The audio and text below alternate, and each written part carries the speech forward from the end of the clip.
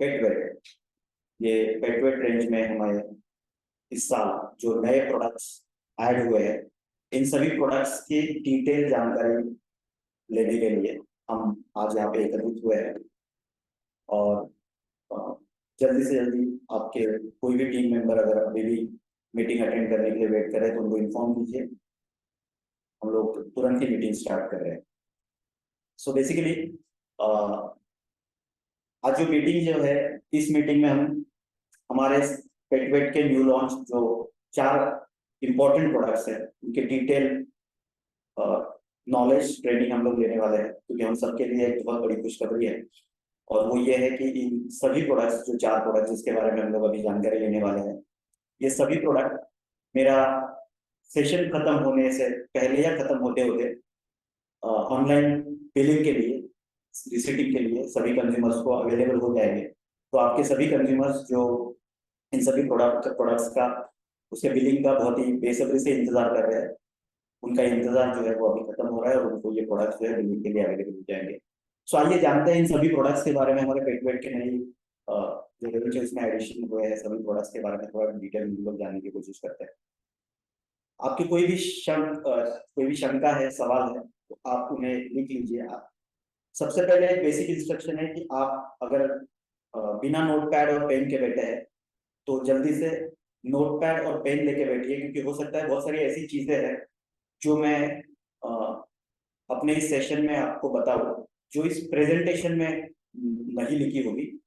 सो ये सारी चीजें आप लिख लीजिए ताकि आप इसको जब मार्केट में कंज्यूमर्स तक सेल करने के लिए जब पहुंचेंगे तो इन सभी जानकारी का आपको फायदा हो सकता है।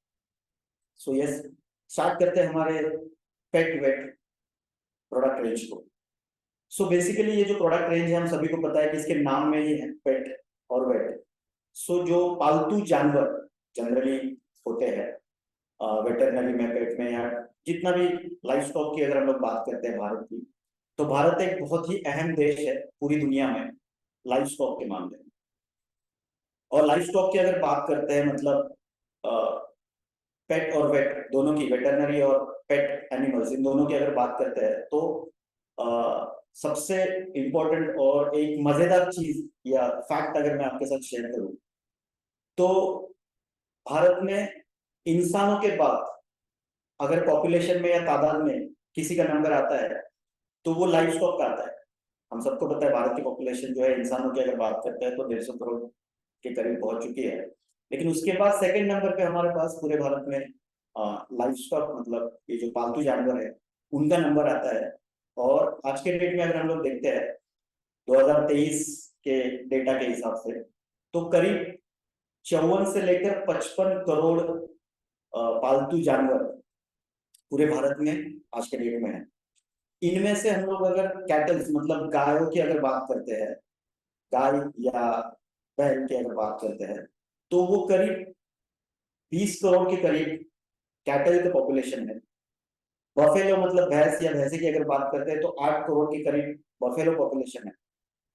शिप मतलब भेड़ जिसे हम लोग बोलते हैं, वो 14 करोड़ के करीब है भारत में।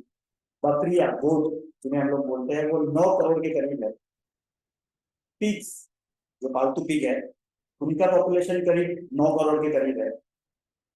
इसी के अलावा जो घर में डॉग्स, पेट के तौर पर कुत्ते पाले जाते हैं, ये रफली 3 से 5 करोड़ है भारत में। और अगर मैं बिल्लियों की बात करता हूँ जो कि घर में नॉर्मली पालतू तौर पर पाले जाते हैं, इनका जो अंदाजन है पॉपुलेशन, वो 50 लाख के करीब है। तो यहाँ पे आप देखोगे कि अराउंड 50 टू 60 करोड़ पॉपुलेशन जो है वो ये सभी पालतू जानवरों का आज के डेट में पूरे भारत में है। इसी के साथ साथ पोल्ट्री बर्ड्स की अगर बात करते हैं तो वो भारत का एवरेज अगर निकालते हैं तो 85 करोड़ के करीब पोल्ट्री बर्ड पॉपुलेशन इंडिया में है। सो इन सभी लाइफ स्टॉक की जगह अगर हम लोग बात करते हैं तो ये एक बहुत ही अहम रोल प्ले करते हैं भारत की इकोनॉमी में, क्योंकि ये सभी जो लाइफ स्टॉक की हमने अभी बात की, ये सभी लाइफ स्टॉक, मतलब अगर हम लोग डॉग्स या कैट इनको छोड़ देते हैं जो घर में पाले जाते हैं, जो एंटरटेनमेंट या बेसिकली इंसान अपने ओन पर्पस के लिए ले रहा है, यूज कर रहा है या पाल रहा है, लेकिन बाकी सभी जो है, फिर कैटल हो, बफेलो हो, शीप हो, गोट हो, पिग हो, ये सभी जो है ये बेसिकली पाले जाते हैं ताकि उनसे कुछ प्रोडक्शन इंसान को मिले।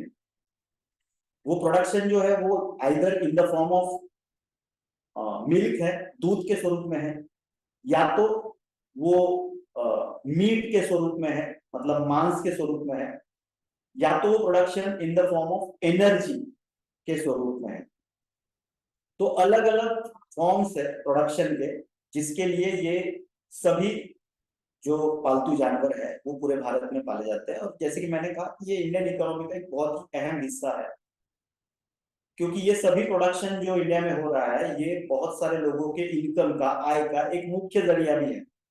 बहुत सारे लोगों का ये इनकम या आय का सेकेंडरी सोर्स ऑफ इनकम है। आफ्टर एग्रीकल्चर, खेती के बाद सबसे अहम सेकेंडरी सोर्स ऑफ इनकम अगर कोई है तो वो यही इन्हीं जानवरों को पाल के उनसे मिलने वाले उत्पाद को लेकर बहुत सारे लोगों की उपजीविका जो है वो भारत में चलती है। तो अगर इतनी बड़ी तादाद में लाइवस्टॉक पॉपुलेशन है इंसानों के बाद, और ये अगर इकोनॉमिकल पर्पस के लिए, मतलब फायदे के लिए अगर इनका रियरिंग या इनका पालन पोषण जो है किया जा रहा है, तो इसका मतलब है कि इन सभी जानवरों से रिलेटेड कुछ ऐसी समस्याएं भी आती होंगी जो भी इन जानवरों को पालते हैं। और अगर समस्याएं है तो उन समस्याओं के लिए समाधान की जरूरत भी है। तो जैसे कि हम सभी को पता है कि हमारा जो बायोफिट ये जो ब्रांड है ये हमेशा समस्या और समस्या के समाधान के ऊपर काम करते हैं हम लोग। तो जहां पे भी हम देख रहे हैं कि यहाँ पे समस्या उत्पन्न हो सकती है अवेलेबल, तो उसके समाधान के तौर पर हमने हमेशा रिसर्च एंड डेवलपमेंट किया है। थोड़ा सा अलग हटके रिसर्च एंड डेवलपमेंट हम हमेशा करते हैं, और कुछ unique value for money products देने का प्रयास जो है वो नेटसप हमेशा करता है। इसी श्रृंखला में हम इस बार पेटवेट रेंज में, वैसे तो हमारे पास ऑलरेडी एक प्रोडक्ट पेटवेट रेंज में था ही, जो आप सभी को ऑलरेडी पता है। और इस प्रोडक्ट की अगर हम लोग बात करते हैं तो वो है advance cattle feed supplement. So advance cattle feed supplement की अगर हम लोग बात करते हैं तो ये प्रोडक्ट हमें ऑलरेडी, हम इसको भली भांति जानते हैं। पहले सीएफसी या सीएफसी प्लस इस रेंज में ये प्रोडक्ट हम लोग दे रहे थे। फिलहाल हम लोग इसको एडवांस कैटल फीड सप्लीमेंट के तौर पर दे रहे हैं। और ये प्रोडक्ट क्योंकि हालांकि मार्केट में बहुत समय से ऑलरेडी है, और इसमें एक ही अपग्रेडेशन जो हमने यहाँ पे किया है वो है, क्योंकि इसकी रिक्वायरमेंट जो थी प्रोडक्ट की वॉल्यूम को लेकर, वो कुछ किसानों का कहना था कि हमारे पास बहुत सारे पालतू जानवर है तो हमें एक बड़ा पैकेजिंग चाहिए। और कुछ किसानों का कहना था, जो मार्जिनल फार्मर है, हमारे पास एक या दो ही पालतू जानवर है, गाय भैंस है, तो हमें थोड़ा सा छोटा पैक चाहिए। तो हमने यहाँ पे एक छोटा, मतलब 250 ग्राम का एक पैक यहाँ पे लॉन्च किया है, और एक बड़ा मतलब 1 kg का पैक यहाँ पे लॉन्च किया है। इस प्रोडक्ट के बारे में क्योंकि हम लोग ऑलरेडी विस्तृत में जानते हैं, या फिर अगर कोई नहीं जानता है तो इसके लिए अलग से ट्रेनिंग हम लोग लेंगे।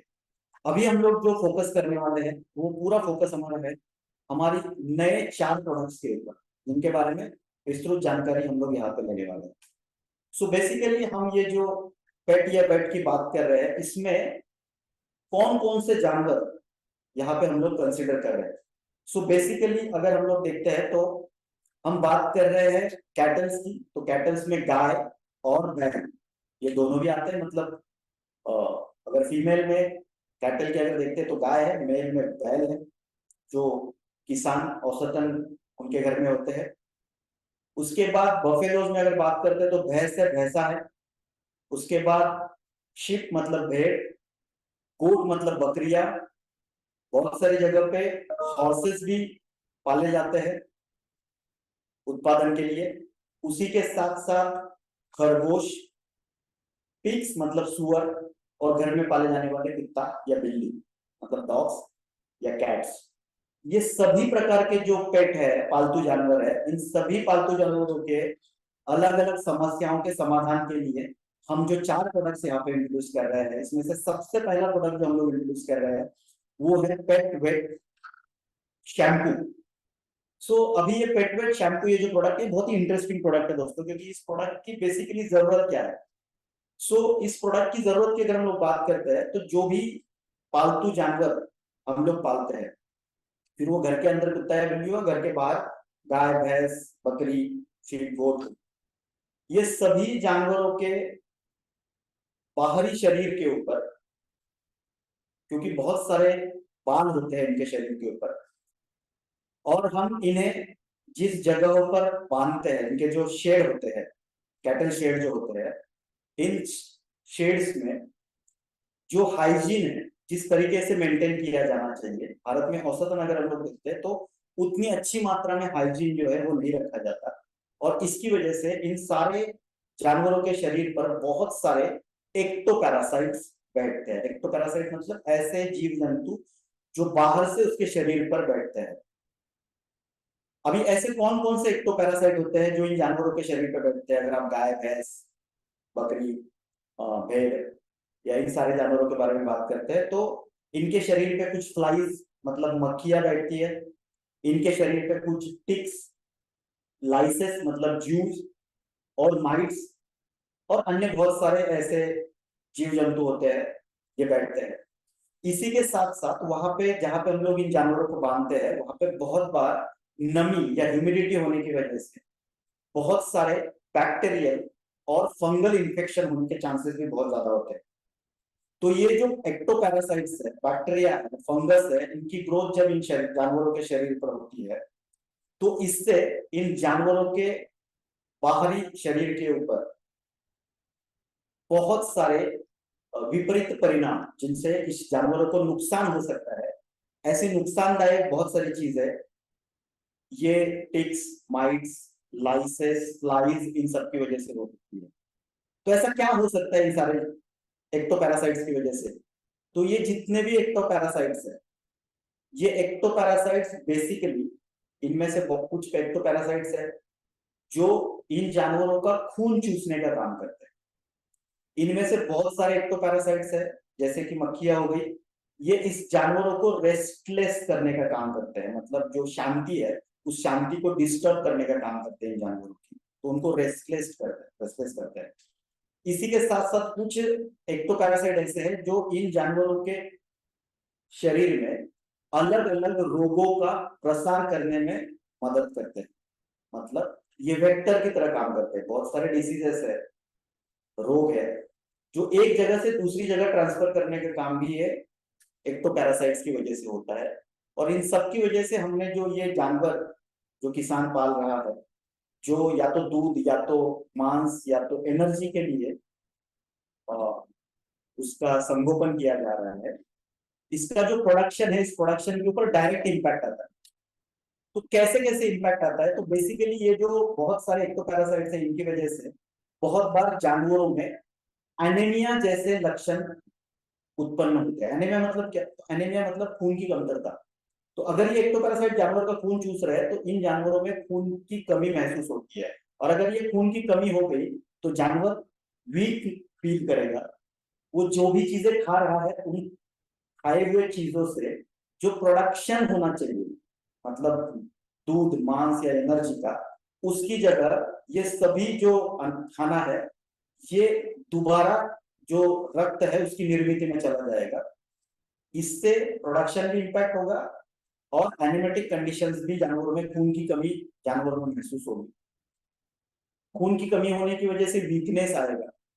इसी के साथ साथ जानवरों को इरिटेशन होगा, बहुत सारे एलर्जिक रिएक्शन जानवरों में हो सकते हैं।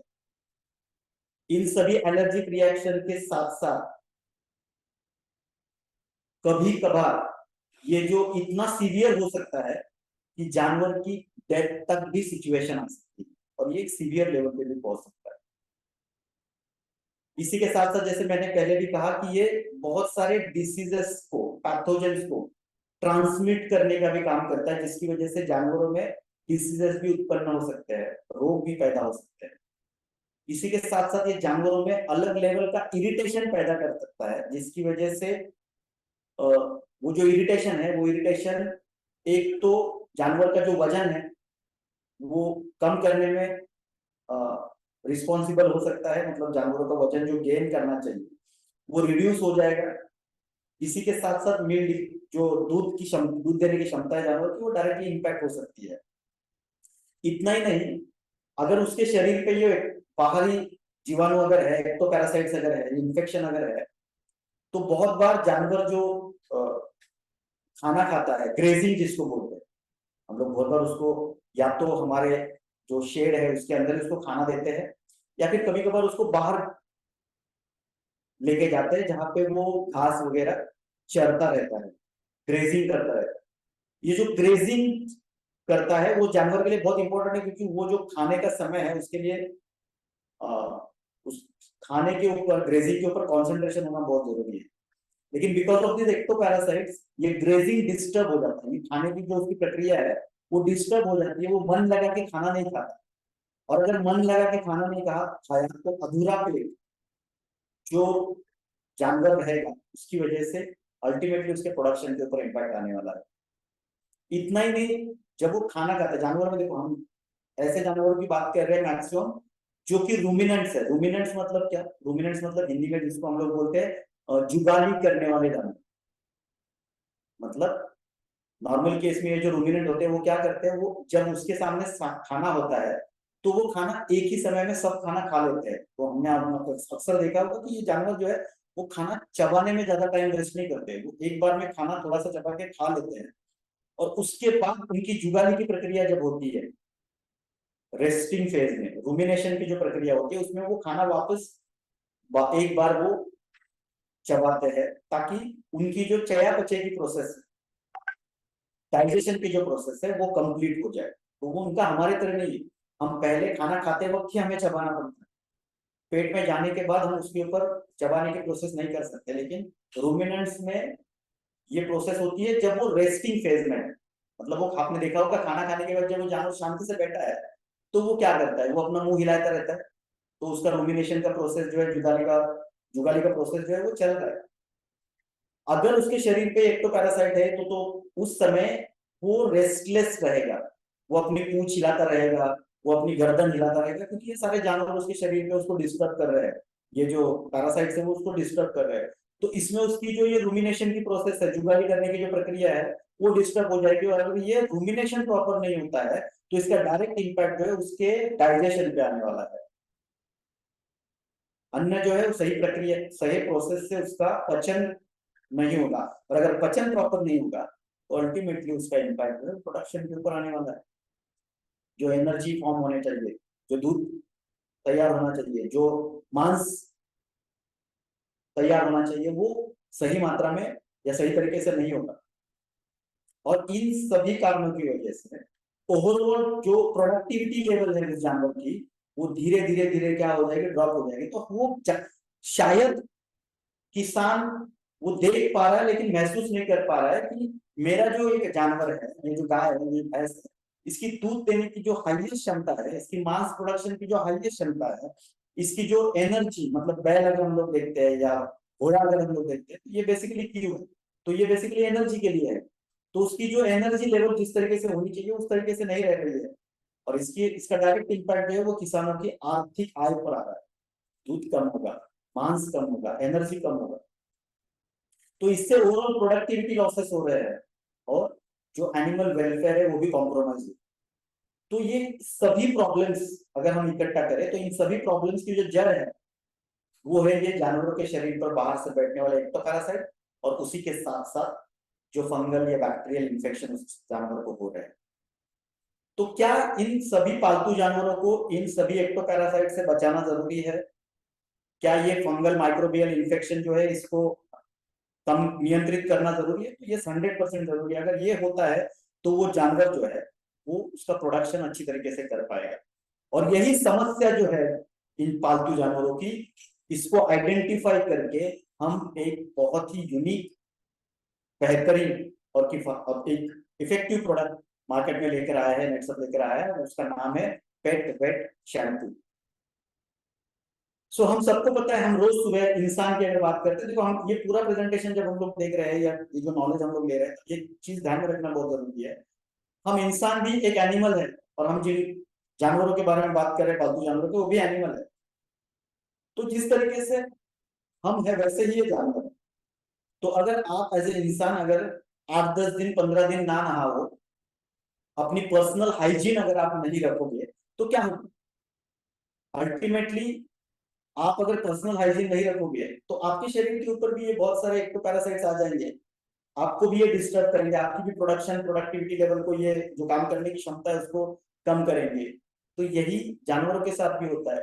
तो क्या हमें इन जानवरों की भी जो पर्सनल हाइजीन है, एक्सटर्नल हाइजीन है, इसको रखना जरूरी है? 100% जरूरी है।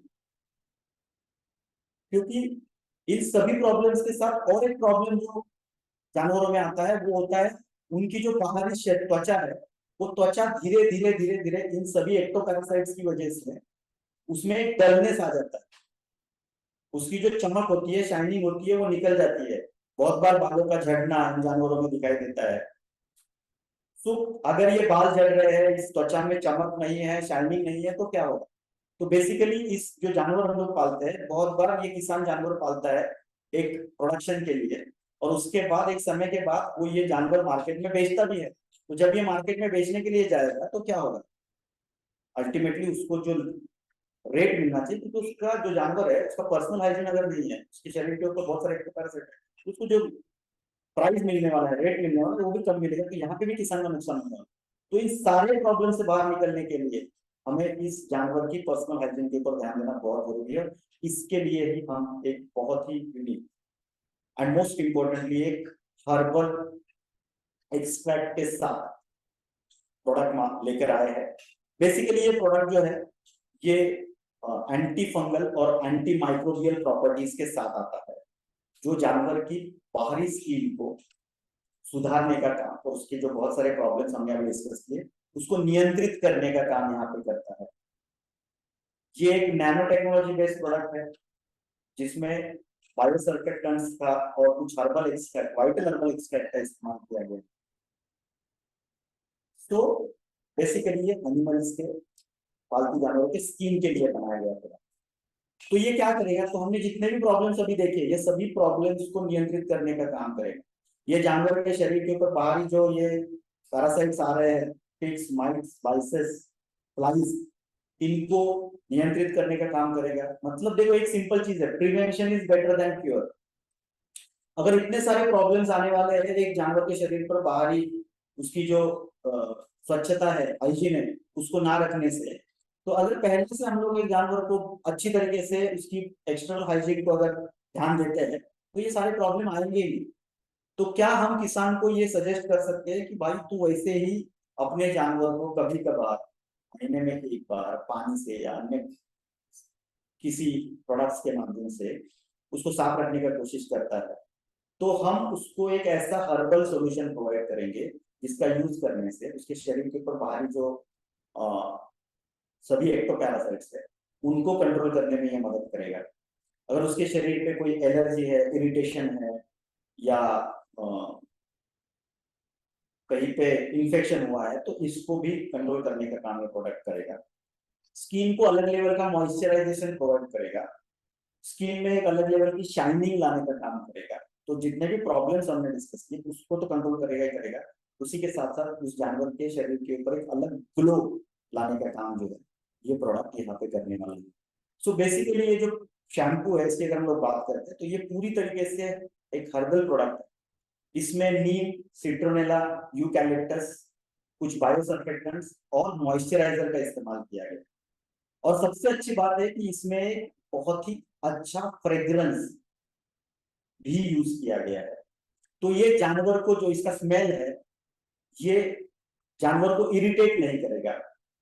ये एक बहुत ही अच्छा स्मेल या फ्रेग्रेंस इस प्रोडक्ट में है जिससे ये जानवर जो है वो इस फ्रेग्रेंस से भी थोड़ा सा रेस्टलेस है तो शांत हो जाएगा। उसी के साथ साथ टिक्स, माइट्स, लाइट कंट्रोल हो रहे हैं।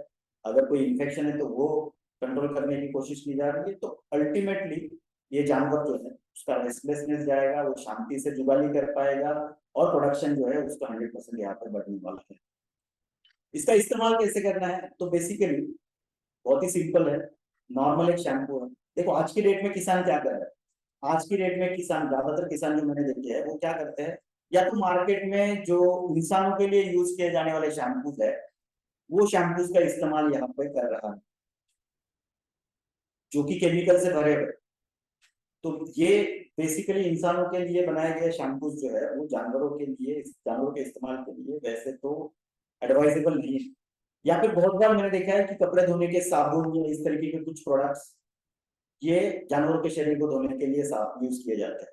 तो हम एक बहुत ही इफेक्टिव हर्बल सॉल्यूशन किसानों को प्रोवाइड कर रहे हैं उनके पालतू जानवरों को, या घर में हमारे अगर कुत्ता बिल्ली तो उनको साफ करने के लिए पेट शैम्पू के माध्यम से। तो हमें करना क्या है, अपने जानवर को पहले तो पानी से नहलाना है, उसके बाद 1 लीटर पानी लेना है और उस 1 लीटर पानी में रफली 10 ml 10 ग्राम पेट शैम्पू उसमें डालना है और उस पानी को अच्छे से मिला लेना है, और फिर स्पॉन्ज के माध्यम से या लूफा के माध्यम से हमें ये जानवर के मुंह की तरफ से पूंछ की तरफ इस शैम्पू को अप्लाई करना है।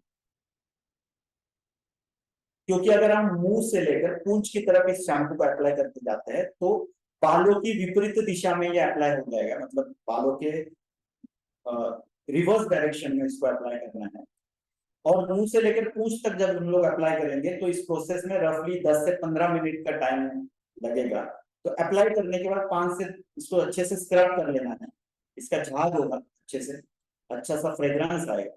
और रब करने के बाद 8 से 10 मिनट 10-15 मिनट इसको रखना है, और उसके बाद हमें दोबारा इस जानवर को नॉर्मल पानी से धो देना है, और फिर उस जानवर को हम लोग छांव में खड़ा कर सकते हैं। ऐसा हमें वैसे तो एडवाइजेबल है कि पॉसिबल है तो रोज ही जानवर को आप नहलाए, क्योंकि इंसान रोज नहलाता है तो जानवर को रोज नहलाने में क्या प्रॉब्लम है।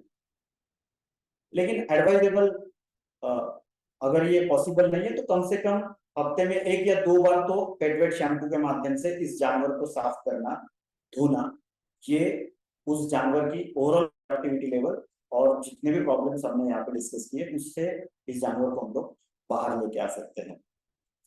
ये जो पेट शैम्पू है ये पूरी तरीके से क्लिनिकली ट्राइड एंड टेस्टेड है। हमने इसे OECD स्टैंडर्ड्स के ऊपर गुड लैबोरेटरी प्रैक्टिसेस में रिनोड ऑर्गेनाइजेशंस के थ्रू इसका टॉक्सिसिटी ट्रायल्स हम ऑलरेडी कर चुके हैं।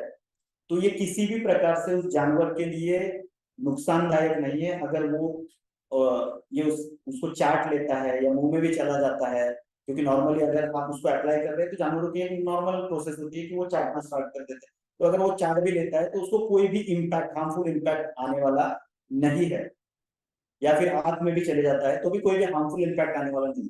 हाँ, इसमें सिट्रोनेला है, यूकेलिप्टस है, तो नॉर्मली भी आप नॉर्मल शैम्पू भी हमारे अगर आंख में चला जाता है तो थोड़ा सा जलन होती है, तो एक हल्का सा जलन महसूस हो सकती है, लेकिन इससे कोई नुकसान जो है उस जानवर को होने वाला नहीं है। क्योंकि मार्केट में जो अल्टरनेटिव अवेलेबल है वो क्या है, तो वो केमिकल से भरे हुए हैं। तो ये अगर केमिकल वो चाट लेता है तो उससे उसका नुकसान हो सकता है, लेकिन हमारे प्रोडक्ट से उसको कोई भी नुकसान होने वाला नहीं। आपका एक सवाल मैं यहाँ पे कवर कर देता हूँ, क्या अगर वो जानवर को कुछ जख्म हुई है, वुंड है, कट हुआ है या कुछ इन्फेक्शन है तो उस जानवर के ऊपर ये यूज कर सकते हैं क्या? तो ये 100% यूज कर सकते हैं, क्योंकि इसमें नीम है, सिट्रोनेला है, यूकैलिप्टस है। तो इन सब की वजह से और एंटी फंगल और एंटी माइक्रोबियल प्रॉपर्टीज की होने की वजह से उसकी जो जख्म है वो जल्दी से भर के निकलने में भी ये मदद कर सकता है। सो एक बहुत ही बेहतरीन प्रोडक्ट किसानों के लिए। और सबसे इंपॉर्टेंट चीज अगर कुछ है इस प्रोडक्ट की तो वो है इसकी प्राइस। ये 500 ग्राम के पैकेजिंग में है, आधा किलो के पैकेजिंग में है, और इसका MRP मात्र 550 रुपया है। और आप सभी को पता है कंज्यूमर ये 25% डिस्काउंट में अवेल करता है। तो अगर एक इस्तेमाल के लिए ये 10 ग्राम लगने वाला है एक बार जानवर को साफ करने के लिए, तो रफली ये एक बॉटल जो है पेट शैम्पू की ये 50 एप्लीकेशंस के लिए यूज की जाने वाली। यू कैन इमेजिन 50 एप्लीकेशंस एक सिंगल जानवर के ऊपर एक बॉटल से हम लोग कर सकते हैं। और सबसे अच्छी बात है कि ये जो है ये जेल फॉर्म में है, नॉर्मल हम लोग शैम्पू यूज करते हैं इन्हीं के फॉर्म में। तो ज्यादा से ज्यादा किसानों तक हमें इसको पहुंचाना बहुत जरूरी है। हालांकि इसी के साथ एक प्रिकॉशन हमें बतानी है किसानों को कि थोड़ा सा वो जहाँ पे अपने जानवरों को रख रहे हैं उस एरिया को कुछ हद तक अगर वो साफ सुथरा रखने की कोशिश करते हैं, वहां पे गीलापन थोड़ा सा कम रखने की कोशिश करते हैं, तो इससे भी एक अच्छा इम्पैक्ट आ सकता है।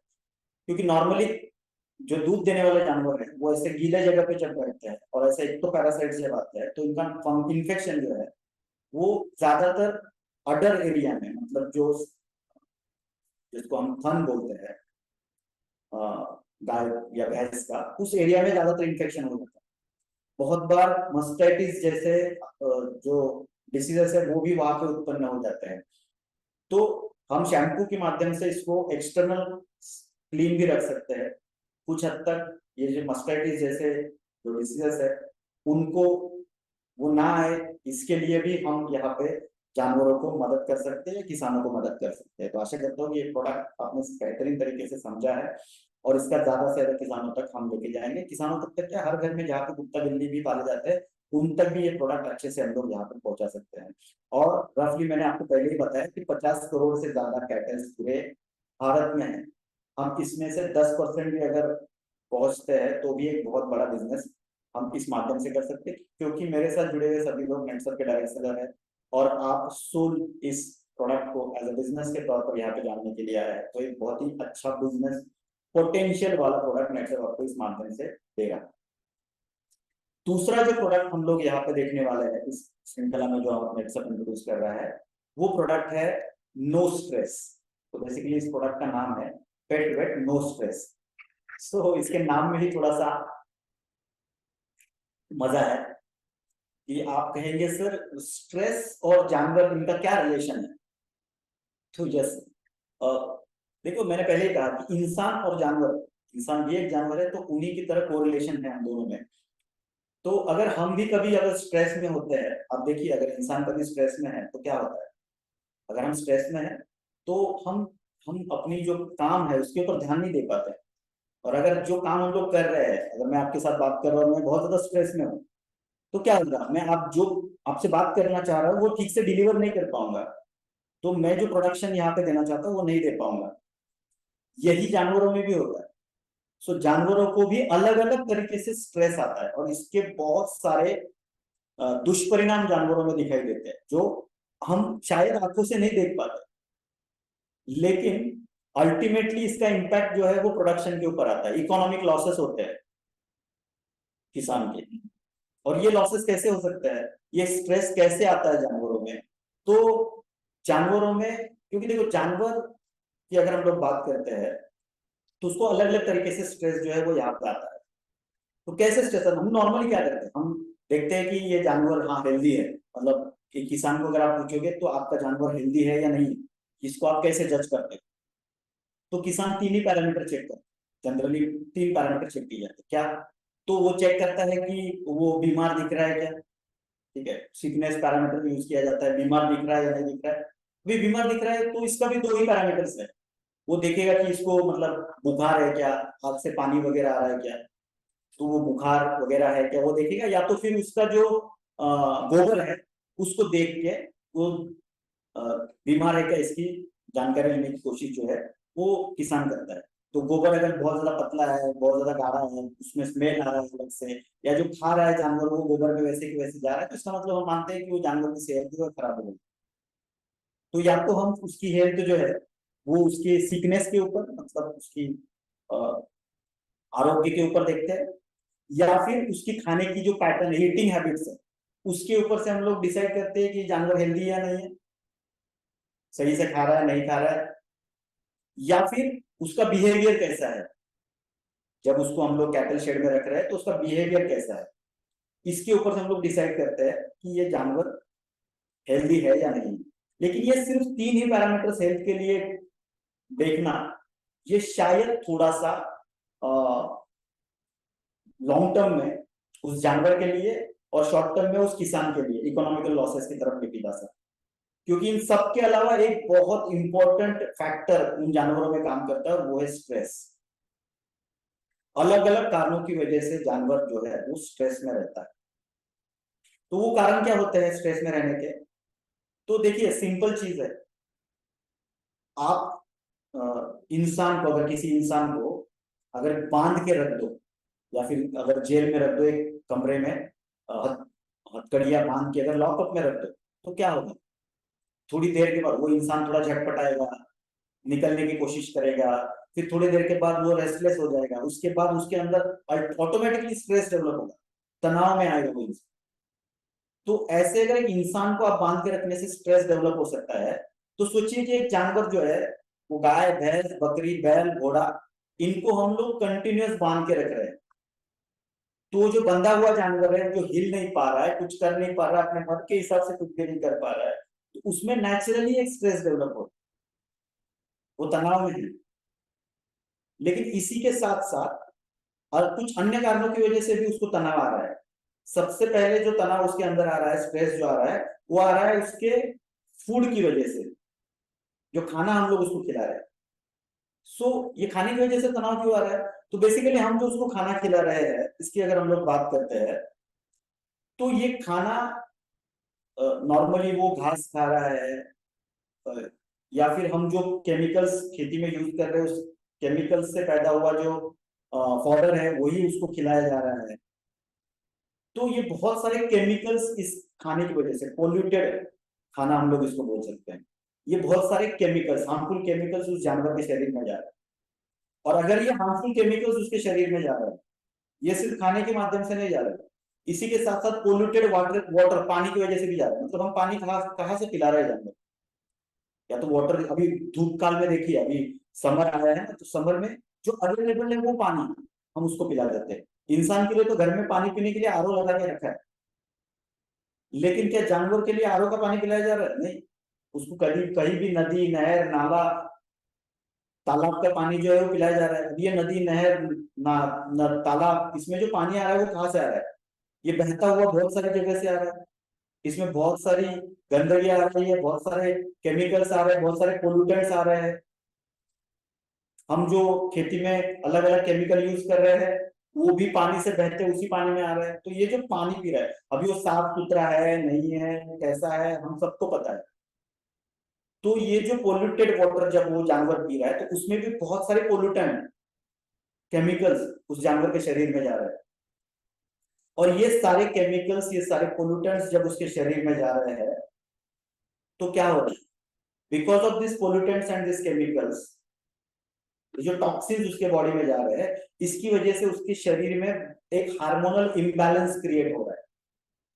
वो अपने मन मर्जी के हिसाब से खाना नहीं खा रहा है, अपने मन मर्जी के हिसाब से पानी नहीं पी रहा है, उसके शरीर की रिक्वायरमेंट के हिसाब से। ऊपर से उसके शरीर में बहुत सारे केमिकल्स आ रहे हैं। ये केमिकल्स उसके बॉडी के नॉर्मल फंक्शन को, ये पोल्यूटेंट्स उसके बॉडी के नॉर्मल फंक्शन को डिस्टर्ब कर रहे हैं, उसके हार्मोनल लेवल को इम्बैलेंस कर रहे हैं। और इन सब की वजह से एक स्ट्रेस उस जानवर के शरीर में डेवलप हो रहा है। इसी के साथ साथ हम जिस इन्वायरमेंट में उसको बांध के रख रहे हैं, वो जो कैटल शेड है, वो अगर गंदा है, वहां पे स्मेल आ रहा है। अगर इंसानों को स्मेल आता है, तो क्या जानवरों को स्मेल नहीं आता? आता है 100%। तो उससे भी उसको शायद, देखो आप कहीं एक नाले के पास से गुजर रहे हो, या कहीं पे बहुत सारा गोबर रखा हुआ है, उस एरिया के पास से गुजर रहे हो, तो आप क्या करते हो? नॉर्मल केस में हम लोग नाक के ऊपर रुमाल रख लेते हैं, क्योंकि वो स्मेल आ रहा है, क्योंकि थोड़ी देर बाद हमें इरिटेट होने लगता है, इससे हमें स्ट्रेस बढ़ता है। तो वो जानवर को भी स्ट्रेस बढ़ रहा है, ऐसे इन्वायरमेंटल कंडीशन में हम लोग उसको रख रहे हैं। इसी के साथ साथ थर्मल स्ट्रेस, क्योंकि उसका जो शेड है वो मोस्टली टिन से बना हुआ है, पत्रे से बना हुआ है। अभी इंसान तो घर में पंखा लगा लेता है, कूलर लगा लेता है, एसी लगा लेता है, लेकिन उसके लिए कोई एसी कूलर पंखा नहीं है। तो उसके ऊपर एक अलग से थर्मल स्ट्रेस भी है, हीट की वजह से स्ट्रेस हो रहा है। अब हम धूप में चल के जाएंगे, तो जब अचानक से छाव में जाते हैं, रिलीफ मिलता है, लेकिन जब धूप में चल रहे हैं तो स्ट्रेस होता है। So these are all reasons for stress. Polluted खाना, पोल्यूटेड पानी, एक गंदा इन्वायरमेंट जिसमें वो रह रहा है जानवर, उसी के साथ साथ थर्मल स्ट्रेस, कभी कभार विंटर है, बहुत ज्यादा ठंडी है, उसमें भी स्ट्रेस आ जाता है, एक्स्ट्रा चिलिंग टेम्परेचर। तो ये अलग अलग कारणों की वजह से वो जो जानवर है वो स्ट्रेस में है। और अब ये स्ट्रेस जब बढ़ता है जानवरों का, हमें दिखाई नहीं देता, ये सारी चीजें तो हमें दिखाई नहीं देंगी। ये तो उसका गोबर कहीं पे खराब नहीं हो रहा है, उसको बुखार नहीं दिख रहा है ना, उसका ईटिंग हैबिट कहीं डिस्टर्ब हुआ नहीं दिख रहा है, उसका बिहेवियर कैटल शेड में शायद ज्यादा बदल नहीं गया है, लेकिन फिर भी वो जानवर बहुत ज्यादा तनाव में है, स्ट्रेस में है। अब ये स्ट्रेस की वजह से क्या हो रहा है? जब ये स्ट्रेस बढ़ता है, तो बॉडी में बहुत सारे ऐसे हार्मोन्स होते हैं जिनको स्ट्रेस हार्मोन कहा जाता है। ये सेम हार्मोन्स इंसानों में भी काम करते हैं, सिमिलरली इन पालतू जानवरों में भी काम करते हैं, बहुत सारे स्ट्रेस हार्मोन्स।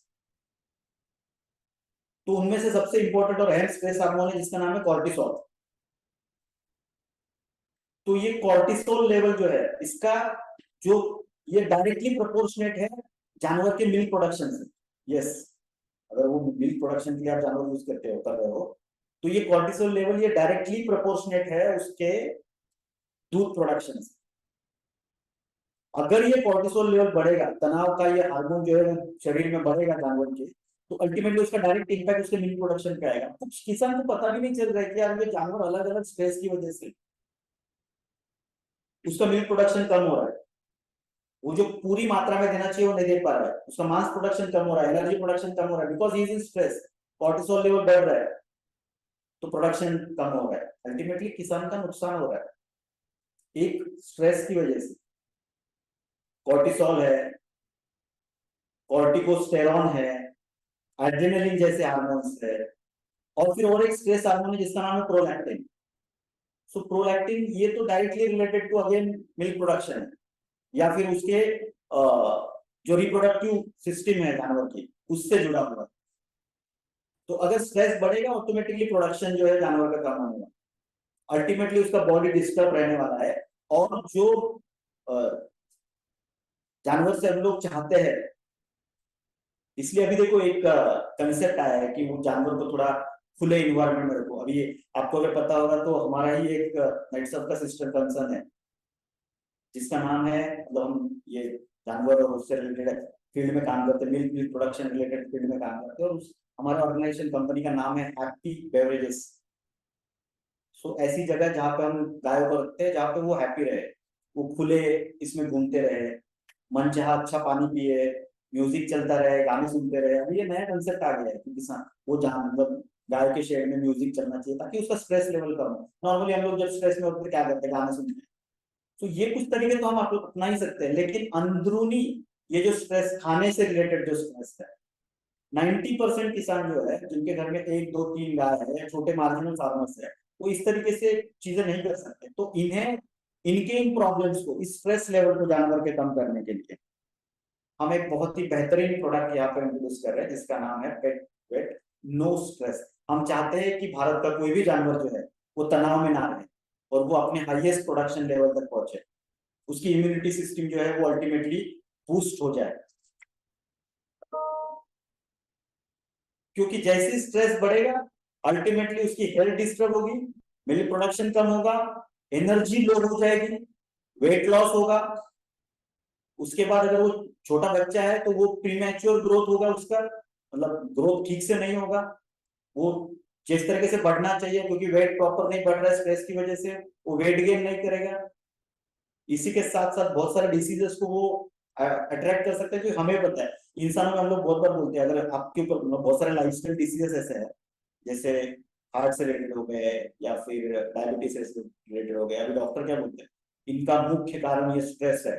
क्योंकि आप तनाव युक्त जिंदगी, तनाव से भरी हुई जिंदगी जी रहे हो, इसलिए आपको ये बहुत सारे आजार हो रहे हैं, लाइफस्टाइल डिसीज हो रहे हैं। लाइफ का तनाव कम करो। तो अगर हमारे लाइफ का तनाव कम करने से हम ये बहुत सारे डिसीजेस को रोक सकते हैं, तो अगर ये हमारे अंदर डिसीजेस आ सकते हैं तो ऐसे ही कुछ डिसीजेस जो है वो इन जानवरों के अंदर भी आ सकते हैं तनाव की वजह से। तो ये तनाव कम करना ये हमारे लिए जानवरों के लिए बहुत जरूरी है, और इसके बारे में दुनिया भारत में आज के डेट में तो कोई नहीं सोच रहा है। And this is one of its kind unique product no stress जो नेटसप लेके आ रहा है। हम इंसानों की तो केयर करते ही करते हैं, लेकिन इस प्रोडक्ट के माध्यम से हम भारत के सभी जानवरों के भी स्ट्रेस की केयर करने के लिए आता है एक ऐसा प्रोडक्ट नो स्ट्रेस। क्योंकि इन सभी चीजों के ऊपर सही तरीके से ध्यान ना दिया जाए तो इट में leads to death of that animal. Yes, हो सकता है स्ट्रेस बढ़ता जाए, एनर्जी लेवल कम हो रही है, वेट लॉस हो रहा है, प्रॉपर ग्रोथ नहीं हो रही है, हेल्थ डिस्टर्ब हो रहा है, डिसीज आ रहा है, इट में leads to death of the animal. कभी कभार और कुछ कुछ जगह पे हो भी जाता है, लेकिन ये कारण समझ में ही नहीं आता कि अंत तक ये क्यों हुआ। तो इससे बाहर निकलने के लिए, जानवरों की हेल्थ सुधारने के लिए, प्रोडक्शन 100% ऐसी कौन सी चीजें हैं जो हम कर सकते हैं, तो जो हमने अभी तक इश्यू डिस्कस किए उनको वैसे तो रोकना पॉसिबल नहीं है, लेकिन क्या हम उसकी अंदरूनी कुछ ऐसे चीजें देकर उसकी स्ट्रेस लेवल को कम कर सकते हैं, तो ये 100% कम कर सकता है। ऐसे एक यूनिक रिसर्च एंड डेवलपमेंट करके नेक्सट ने पेटवेट नो स्ट्रेस प्रोडक्ट इंट्रोड्यूस किया है, जो बेसिकली क्या करेगा, तो ये जो स्ट्रेस हार्मोन उसकी बॉडी में डेवलप हो रहे हैं उनको नियंत्रित करने का काम करेगा, उसकी इम्यूनिटी को बूस्ट करने का काम करेगा। अल्टीमेटली अगर वो अंदर से स्ट्रांग होगा, इम्यूनिटी उसकी स्ट्रांग होगी, तो स्ट्रेस के साथ टैकल कर पाएगा, अच्छे से हैंडल कर पाएगा। उसी के साथ साथ उसके सारे जो ऑर्गन्स है वो सही तरीके से फंक्शन करना स्टार्ट करेंगे। मेटाबॉलिक डिसऑर्डर्स जो उसके शरीर में है, चयापचय रिलेटेड जो रोग ये डिसऑर्डर्स हो रहे हैं, इनको कुछ हद तक नियंत्रित करने का काम करेगा। इन्फेक्शियस डिसीजेस कंट्रोल करने का काम करेगा। उसकी बॉडी के जो टॉक्सिन्स है, जो फूड पॉइजनिंग, जो पोल्यूटेड फूड हम लोग पानी पिला रहे हैं, उसको नियंत्रित करने का काम ये करेगा।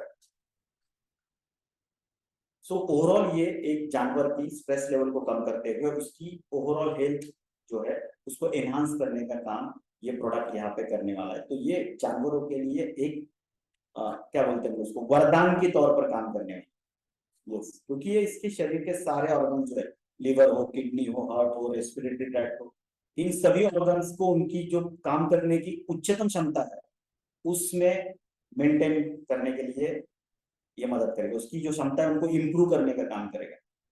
बहुत बार जानवरों में हेपेटाइटिस, जॉन्डिस, लीवर के अन्य सारे आजार या हेल्मिनेथिक इन्फेक्शंस, मतलब बहुत सारे वर्म्स बॉडी में चले जाते हैं, इन वर्म्स की वजह से वो रेस्टलेस हो जाता है, स्ट्रेस बढ़ जाता है।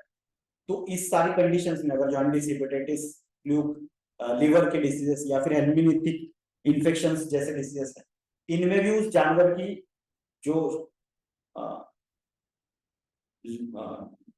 जो कंडीशन है उस कंडीशन को इंप्रूव करने का काम ये प्रोडक्ट करने वाला है। एनिमल को हाईएस्ट प्रोडक्शन लेवल तक लेके जाने का काम करने वाला है। और इसके साथ साथ उसका जो अडर है, अडर मतलब मैंने अभी आपको बताया जो दूध देने वाले जानवर है, उन जानवरों में उनका जो थन है उसको सही तरीके से मेंटेन होना चाहिए, इसको प्रमोट करने का, एनहांस करने का काम भी ये नो स्ट्रेस की वजह से होने वाला है। सो अल्टीमेटली हमारा जानवर स्ट्रेस फ्री होगा, उसका हेल्थ अच्छा होगा और प्रोडक्शन अच्छा होगा, तो किसान का फायदा यहाँ पे मिलेगा। अब ये कैसे होगा, इसमें अलग अलग तरीके के हर्ब्स का इस्तेमाल किया गया है। फिर जैसे कि तुलसी हो गया, ब्रिंगा हो गया, कत्था हो गया, गुग्गुल हो गया, या फिर दूध पत्रा हो गया, ऐसे बहुत सारे हार्मोन्स, तुलसी, ब्रिंगा, कत्था, गुग्गल, दूध पत्रा, उसी के साथ साथ कुछ प्रीबायोटिक्स, कुछ मिनरल्स, कुछ विटामिन और कुछ ईस्ट, इनके कॉम्बिनेशन से ये प्रोडक्ट बना हुआ है जो जानवरों के स्ट्रेस लेवल को नियंत्रित करने का काम करता है।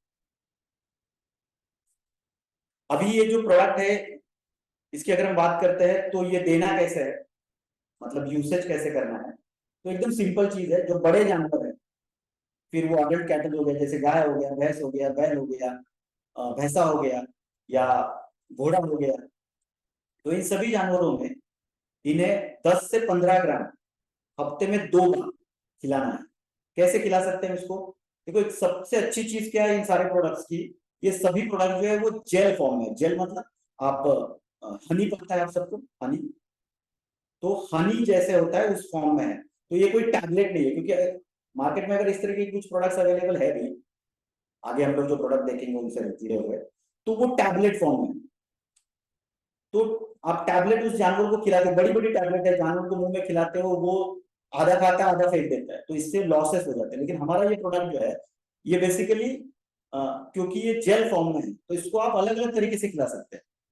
इसको आप पानी में मिला के खिला सकते हैं, इसको आप तो एक रोटी पे लेके फैला के जैसे रोल करके हम लोग बच्चों को खिलाते हैं वैसे जानवरों को खिला सकते हैं, या फिर इसको आप जो जानवरों को हम ये खाना खिलाते हैं जैसे भूसा खिलाते हैं या कांडी खिलाते हैं, तो उसमें या कोई धान, बहुत सारे अनाज होते हैं उनके, उनका थोड़ा सा जाड़ा जो ये होता है भरड़ जिसको हम लोग बोलते हैं, उस वो खिलाते हैं। तो इन सब में 10 से 15 ग्राम मिला के मिक्स करके वो आप दे दो, वो एकदम आराम से खा लेगा, मजे से खा लेगा, कोई भी मतलब वेस्टेज नहीं होगा और पूरा पूरा उसके शरीर में जाएगा।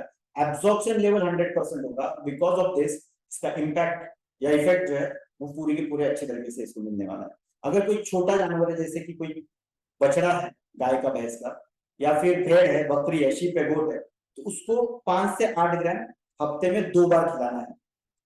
तो अगेन बहुत ही ज्यादा कॉस्ट इफेक्टिव है, क्योंकि 500 ग्राम का ये पैक है और ये आपका एमआरपी जो है वो सिर्फ 699 मतलब 700 रुपए का आता है।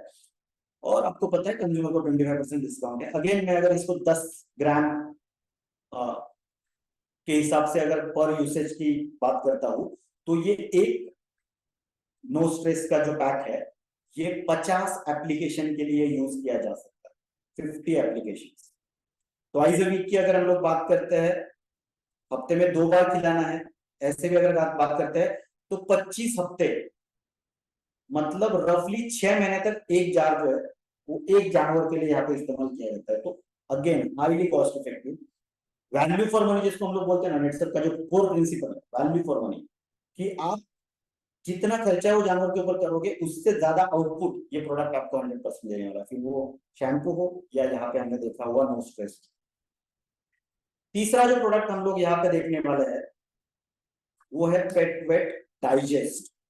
तो अभी हमने देखा बाहर से जानवर को क्लीन किया, फिर हमने देखा कि उसको जो स्ट्रेस आ रहा है, तनाव आ रहा है, उससे उस जानवर को बाहर निकालने के लिए एक प्रोडक्ट हमने इंट्रोड्यूस किया। अभी तीसरा प्रोडक्ट जिसके बारे में हम लोग डिस्कस करने वाले, ये बहुत ही इंपॉर्टेंट प्रोडक्ट है, पेट वेट डाइजेस्ट। क्योंकि इंसान हो या जानवर, ये पूरा शरीर एक ही प्रोसेस के ऊपर चल रहा है और उस प्रोसेस का नाम है डाइजेशन। क्योंकि जो कुछ चल रहा है खाने के लिए चल रहा है। अब खाना जो भी खाते हैं वो कहाँ पे जाता है, मुंह के जरिए जो भी खाना खाया जाता है वो जा कहाँ रहा है, जा रहा है पेट में। फिर पेट में अलग अलग तरीके की प्रोसेसेस होती है उसके ऊपर। फिर पेट में इंटेस्टाइन है, ये इंटेस्टाइन में जाने के बाद ये खाना जो है उसकी चयापचय की क्रिया, डाइजेशन की प्रोसेस चलती है। और हम सबको पता है कि अगर खाना सही तरीके से डाइजेस्ट नहीं हुआ, उसका पचन अगर सही तरीके से नहीं हुआ, तो शरीर में जितने भी विकार रोग उत्पन्न होते हैं, इनका हम आयुर्वेद में बोलते हैं ना कि बहुत सारे विकारों का मूल ये आपके पेट में जुड़ा होता है। तो अगर खाना नहीं पच रहा है, अगर वो सही तरीके से नहीं पच रहा है, डाइजेस्ट नहीं हो रहा है, इसका मतलब वो सड़ रहा है।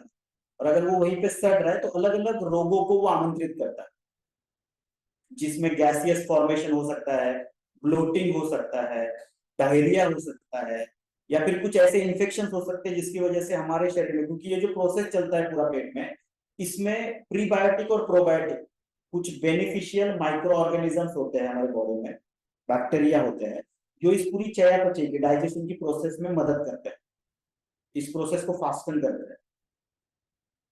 तो अगर ये जो हमारे बॉडी में इंटेस्टाइन में कुछ गुड बैक्टीरिया है, कुछ बैड बैक्टीरिया, अगर गुड बैक्टीरिया प्रीबायोटिक प्रोबायोटिक ज्यादा मात्रा में है तो डाइजेशन अच्छा होगा। अगर उनका प्रमाण कम हो जाता है और बैड बैक्टीरिया का प्रमाण बढ़ जाता है तो डाइजेशन पे इम्पैक्ट आएगा। फिर डायरिया जैसा बीमारी जानवर को हो जाएगा। एंड अल्टीमेटली अगर डाइजेशन प्रॉपर नहीं हो रहा है तो इसका इम्पैक्ट कहाँ पे आएगा, हम सबको पता है। अगर जो खाना खिला रहे हैं वो सही तरीके से नहीं आ रहा है तो मतलब प्रोडक्शन पे इम्पैक्ट आने वाला है।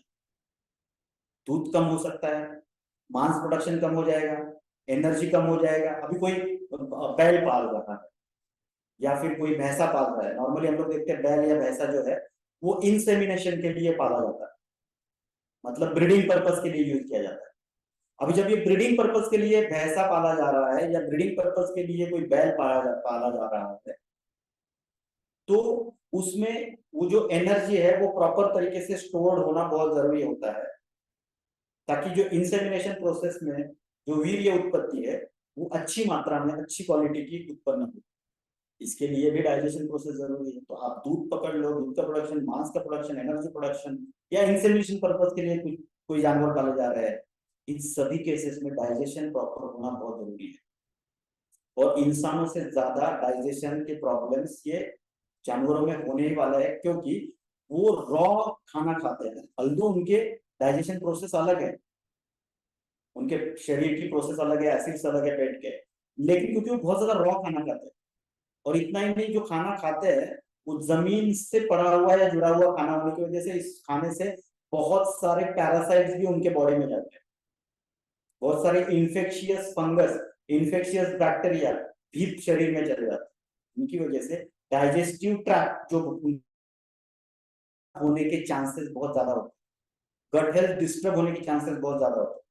प्रीबायोटिक प्रोबायोटिक की संख्या कम होने चांसेस बहुत ज्यादा होते हैं। और सबसे इंपॉर्टेंट अगर इम्पैक्ट कहीं पे आता है तो वो होता है पीएच, जो इंटेस्टाइन का पीएच है, क्योंकि ये सारी चयापचय की प्रोसेस कहाँ पे होने वाली है, ये होने वाली है इंटेस्टाइन में। तो इंटेस्टाइन का पीएच लेवल जो है वो डिस्टर्ब हो सकता है। अगर ये पीएच लेवल डिस्टर्ब हो गया, इसका मतलब रूमिनेशन डिस्टर्ब हो गया, इन सब जानवर में स्ट्रेस बढ़ गया, चयापचय प्रॉपर नहीं हो रहा है, और खाना अगर सही तरीके से नहीं पच रहा है, इसका मतलब प्रोडक्शन डिस्टर्ब हो रहा है। तो पीएच डिस्टर्ब हो सकता है। इसी के साथ साथ इनका खाना जो है जानवरों का, वो हाईली फाइबरस है। मतलब इनके खाने में सबसे ज्यादा क्वांटिटी किसकी है, तो वो फाइबर की है। आप क्या खिलाते हो उनको, या तो सूखा चारा, गीला चारा, जो भी खिला रहे हैं उसमें फाइबर ज्यादा है। और हम सबको पता है अगर हम फाइबर ज्यादा क्वांटिटी में खा लेते हैं तो फाइबर डाइजेस्ट इजीली नहीं होती, बिकॉज वो इजीली डाइजेस्ट नहीं होती, तो गैसियस ब्लोटिंग, गैसियस फॉर्मेशन की चांसेस ज्यादा होते हैं फाइबर के केस में। तो हाई फाइबर डाइट है उनका, डिफिकल्ट टू डाइजेस्ट फूड वो जानवर खा रहे हैं। तो इन सब कारणों की वजह से, या फिर अगर बॉडी की गुड बैक्टीरिया, मतलब इंटेस्टाइन की गुड बैक्टीरिया कम हो गए, बैड क्वालिटी पानी अगर वो पी रहे हैं, या शरीर में खाने के माध्यम से बहुत सारे पैरासाइट्स या वर्म्स अगर जा रहे हैं, उनका इन्फेक्शन हो रहा है, तो ये सारे पैरामीटर्स उसकी गट हेल्थ को डिस्टर्ब कर रहे हैं, डाइजेशन प्रोसेस को डिस्टर्ब कर रहे हैं। डाइजेशन प्रोसेस का डिस्टर्ब होना, इसका मतलब प्रोडक्शन के ऊपर इम्पैक्ट आना। तो इन सभी कारणों की वजह से अगर किसानों के पास, जो जानवर पाल रहे हैं, उनके पास एक प्रोडक्ट होना बहुत कंपलसरी है, और वो है पेट वेट डाइजेस्ट। ये प्रोडक्ट जानवरों की, सभी प्रकार के पालतू जानवरों की जो गट हेल्थ है उसके ऊपर डायरेक्ट काम करने वाला प्रोडक्ट है। सो बेसिकली ये क्या करने वाला है, तो ये सबसे पहले जैसे मैंने कहा कि ये शरीर के, क्योंकि इसमें प्रीबायोटिक प्रोबायोटिक होने वाला है तो ये शरीर के प्रीबायोटिक और प्रोबायोटिक जो बैक्टीरिया है, ये इस प्रोडक्ट के माध्यम से शरीर में जाने वाले हैं।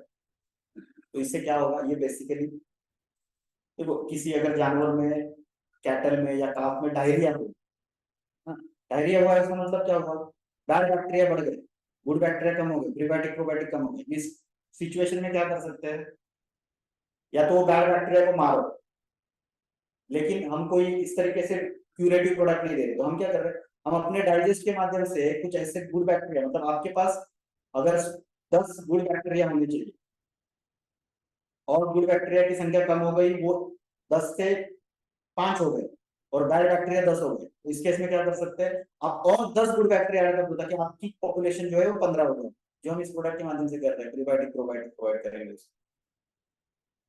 इसी के साथ साथ इस प्रोडक्ट के माध्यम से उसका जो इंटेस्टिनल पीएच लेवल है, वो पीएच लेवल बढ़ाने का काम करेंगे। इसी के साथ साथ कुछ ऐसे डाइजेस्टिव एंजाइम इस प्रोडक्ट के माध्यम से हम लोग प्रोवाइड करेंगे, जो एंजाइम्स, जो ये फूड खा रहे हैं, जो डाइजेस्ट होने के लिए टफ है, ये एंजाइम्स के माध्यम से क्या होगा, तो वो फूड जो है वो ब्रेक डाउन होगा सिंपल मॉलिक्यूल्स में, जो पचने के लिए आसान है, क्योंकि हम तो खाना पका के खाते हैं, तो ये फूड जो है वो ऑलरेडी ब्रेक हो जाता है सिंपल मॉलिक्यूल्स में, पचा, उसको हम लोग जब पकाते हैं तो हम पेटवेट डाइजेस्ट के माध्यम से कुछ ऐसे एंजाइम्स उस जानवरों के शरीर में डालेंगे, जिससे कि ये जो खाना वो खा रहे हैं, जो पचने के लिए थोड़ा मुश्किल है, इस खाने को वो ब्रेक डाउन करेगा सिंपल मॉलिक्यूल्स में, ताकि जो डाइजेशन का प्रोसेस है वो फास्ट हो जाए। इसी के साथ साथ इसमें जो कंटेंट है वो लिवर जो होता है जानवरों का, उसका फंक्शन सुधारने में मदद करेगा। और जैसे ही लिवर फंक्शन सुधरेगा, क्योंकि हम जो खाना खाते हैं वो पहले डाइजेस्टिव ट्रैक्ट से होते हुए बाद में जो उसका अर्क है वो लिवर थ्रू पास ऑन हो जाता है, तो लिवर का स्ट्रांग होना बहुत जरूरी होता है। हम जैसे इंसानों में लिवर अगर खराब हो गया, या उसको अगर बिकॉज ऑफ वेरियस एसिड्स से डाइजेस्टिव ट्रैक्ट में जो इन्फेक्शन है उनकी वजह से लिवर के ऊपर इम्पैक्ट आ गया, तो जानवर की ओवरऑल हेल्थ के ऊपर इम्पैक्ट आ सकता है, और उसका दूध, मांस और एनर्जी प्रोडक्शन में इम्पैक्ट आता है। तो इसमें जो कंटेंट है वो एक तो डाइजेस्टिव एंजाइम प्रोवाइड करेंगे, प्रीबायोटिक प्रोबायोटिक बैक्टीरिया शरीर में बढ़ाएंगे, इंटेस्टाइनल पीएच मेंटेन करने का काम करेंगे, लिवर का फंक्शन सुधारने का काम करेंगे।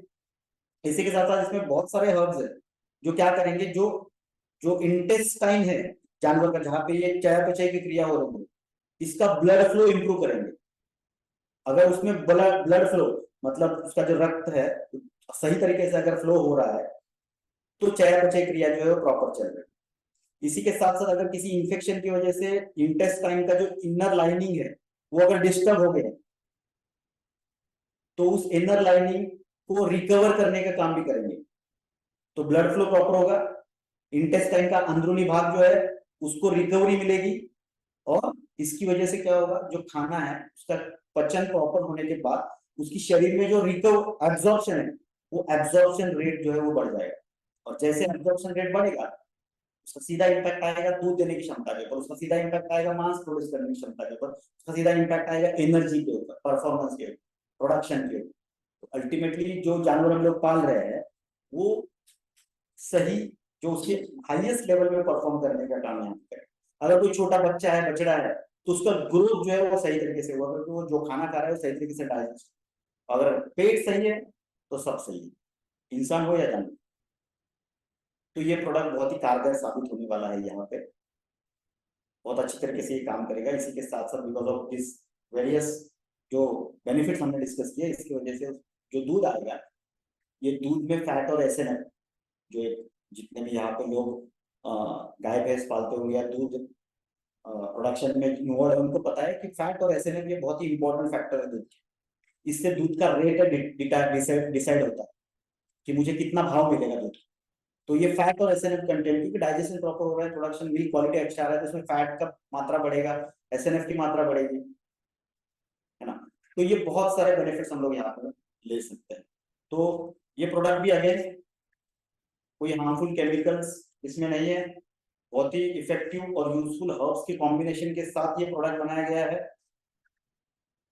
ना। तो बहुत सारे अच्छे अच्छे हर्ब्स इसमें हमने यूज किए हैं। इसी के साथ साथ प्रीबायोटिक, प्रोबायोटिक और डाइजेस्टिव एंजाइम्स है। इसको कैसे यूज करना है, तो same similar to no stress. बड़े जानवर के लिए 10 से 15 ग्राम हफ्ते में 2 बार, और छोटे जानवर के लिए तो बच्चा है या शीप है, गोट है, उसके लिए 5 से 8 ग्राम हफ्ते में सिर्फ 2 बार इसका इस्तेमाल करना है। अगेन 500 ग्राम का पैकेट है, पैक है। अगर इसको 10 ग्राम के हिसाब से हम लोग देखते हैं तो 50 यूसेज, मतलब 25 हफ्ते, कम से कम 6 महीने तक ये एक जानवर के लिए 100% यूज किया जा सकता है। और अगर छोटा जानवर है तो और ज्यादा, मतलब कॉस्ट इफेक्टिव अगेन, कोई भी हार्मफुल इम्पैक्ट नहीं होगा जानवर के ऊपर, जो होगा सिर्फ और सिर्फ फायदा यहाँ पे होने वाला है। और एमआरपी भी बहुत ही रीजनेबल हम यहाँ को देख सकते हैं इस प्रोडक्ट की। अभी बात करते हैं हमारे अगले प्रोडक्ट की, और इस कैटेगरी का आखिरी प्रोडक्ट जिसका नाम है पेट वेट ब्रीड। तो अभी तक हमने देखा हम शैम्पू के माध्यम से जानवर को बाहर से हेल्दी और खूबसूरत रखने का काम कर रहे हैं। हम नो स्ट्रेस के माध्यम से जानवर को स्ट्रेस फ्री रखने का काम कर रहे हैं ताकि उसका प्रोडक्शन लेवल हाई हो। हम डाइजेस्ट के माध्यम से उसके डाइजेस्टिव ट्रैक्ट को सही रखने का काम कर रहे हैं, चयापचय क्रिया सुधारने का काम कर रहे हैं ताकि वो प्रोडक्शन 100% दे। और इसी के साथ साथ अभी सबसे इम्पोर्टेंट फैक्टर, बहुत बार जानवर जो हम पालते हैं तो जानवरों में उनकी जो रिप्रोडक्टिव क्षमता है, ब्रीडिंग एबिलिटी जो है वो बहुत मायने रखती है। क्योंकि किसान हमेशा ये देखता है कि अगर मैं गाय पाल रहा हूँ तो उस गाय से मुझे और बच्चे मिले और उन बच्चों के माध्यम से भी कुछ उत्पादन हो, क्योंकि और उसी के साथ साथ जब रिप्रोडक्शन होगा तभी तो मिल्क प्रोडक्शन होगा। तो मिल्क प्रोडक्शन और रिप्रोडक्शन ये दोनों हैंड इन हैंड चलते हैं, है ना। सो मिल्क प्रोडक्शन के लिए रिप्रोडक्शन का होना बहुत जरूरी है। तो अगर मेल पॉपुलेशन है एनिमल्स की, सॉरी फीमेल पॉपुलेशन है, तो इनमें हमें रिप्रोडक्शन और मिल्क प्रोडक्शन ये एक्सपेक्टेड है। और मेल पॉपुलेशन जो है इनमें, इनसे हमें इंसेमिनेशन के लिए, मतलब फर्टिलिटी के लिए मेल पार्टनर फीमेल पार्टनर दोनों की जरूरत है। तो फीमेल पार्टनर जिसके लिए यूज किया जाता है, बहुत बार आर्टिफिशियल इंसेमिनेशन होता है, लेकिन आर्टिफिशियल इंसेमिनेशन के लिए अलग तरीके से मेल बैल जो है वो यहाँ पे रियर किए जाते हैं, पाले जाते हैं। और बहुत बार बहुत जगह पे हमने देखा है कि गांव में भैंसा होता है जिसको पाला जाता है, तो ये दोनों जो उसका काम है ये जुड़ा हुआ है, मेल हो या फीमेल हो इनका काम जुड़ा हुआ है रिप्रोडक्टिव सिस्टम से, ठीक है। अब ये रिप्रोडक्टिव सिस्टम ये बहुत ही इंपॉर्टेंट है जानवरों में, सभी प्रकार के जानवरों में, फिर वो गाय हो, भैंस हो, बकरी हो, भेड़ हो, सुअर हो, खरगोश हो, फिर घोड़ा हो, या फिर हमारे घर में पाले जाने वाले कुत्ता हो या बिल्ली हो, इन सबकी रिप्रोडक्शन साइकिल को हेल्दी रखना बहुत जरूरी है। अभी इन सभी जानवरों में ये जो रिप्रोडक्टिव साइकिल है इसमें बेसिकली प्रॉब्लम कहाँ से स्टार्ट होता है, तो इनमें अलग अलग तरीके के प्रॉब्लम्स हम लोग देखते हैं, क्योंकि प्रोडक्ट अगर दे रहे हैं तो क्यों, ये जानना भी बहुत जरूरी है। तो क्या ये सच में प्रॉब्लम है, तो 100% प्रॉब्लम है। हम आज मार्केट में देखते हैं कि बिकॉज ऑफ वेरियस रीजन, पहले तो हम लोग स्ट्रेस की वजह से, डाइजेस्टिव डिसऑर्डर्स की वजह से भी इसके ऊपर इम्पैक्ट आता है रिप्रोडक्शन के ऊपर, लेकिन बहुत सारे ऐसे भी चीजें हैं जिनकी वजह से इस रिप्रोडक्शन सिस्टम के ऊपर इम्पैक्ट आता है। बेसिकली ये जो रिप्रोडक्टिव साइकिल है कैटल्स में, इसको ईस्ट्रस साइकिल बोला जाता है। ये 4 फेजों में होता है, 4 अलग अलग फेज में ये ईस्ट्रस साइकिल चलता है। मैं अभी साइंटिफिकली चारों अलग अलग फेजेस के बारे में यहाँ पर हम लोग डिस्कस नहीं करेंगे, थोड़ा सा हल्के से इसको जानने की कोशिश करते हैं। ये जो ईस्ट्रस साइकिल है, रिप्रोडक्शन साइकिल जो है जानवर का, ये ईस्ट्रस साइकिल में सबसे पहले जो चीज आती है वो आती है एक जो फीमेल है उसके ईस्ट्रस साइकिल के पहले फेज में, जहां पर हम लोग बोलते हैं कि जानवर हीट साइकिल में आ जाता है। और जब ये हीट साइकिल में आ जाता है तब उसको इंसेमिनेशन करने की जरूरत होती है।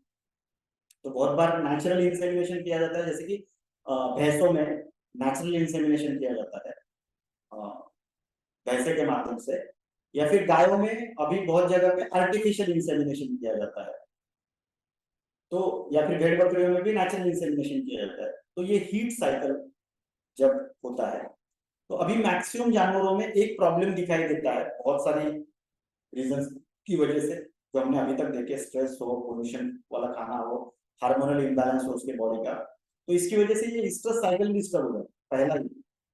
और इससे क्या होता है, इरेगुलर हीट साइकिल आता है। तो अगर हीट साइकिल प्रॉपर नहीं आ रहा है जानवर में तो क्या होगा, तो इंसेमिनेशन प्रॉपर नहीं हो पाएगा। इंसेमिनेशन प्रॉपर नहीं हो पाएगा तो क्या होगा, तो जो प्रेगनेंसी कंसेप्शन होना चाहिए, जो प्रेगनेंसी रहनी चाहिए जानवर में, वो नहीं हो पाएगी या उसमें बाधाएं आ सकती है।